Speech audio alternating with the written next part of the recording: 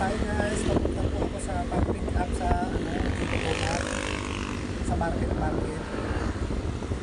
Kaya pinapaglas ko na po ang pagitan ng Serendra at market.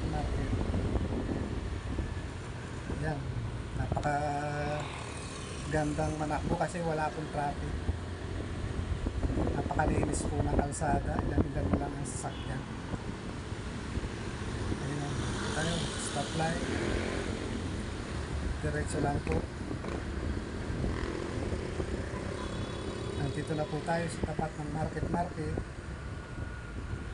Diyan po ako magpa-park sa sa tapat ng Jico Donut kasi malayo po yung parking ng market. Malayo po lakarin. Kaya doon na lang po ako magpa-park sa tapat ng Jico Donut.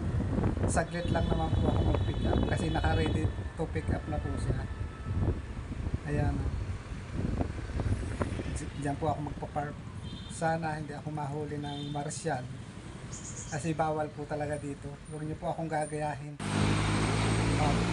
Kaya na nga po. Na-pick up ko na po sa Jico Donut.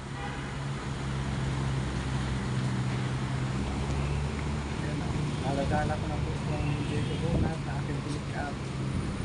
At pipicturean ko na rin po siya. I-process ko na rin po pag-pick up. Ayan na, pinicturean ko na. At ilalagay ko na po siya dito sa mahiwagang pag-grab. Ayan. Ayan. Nandito na po tayo sa drop-off location. Bye! Hanggang dito na lang.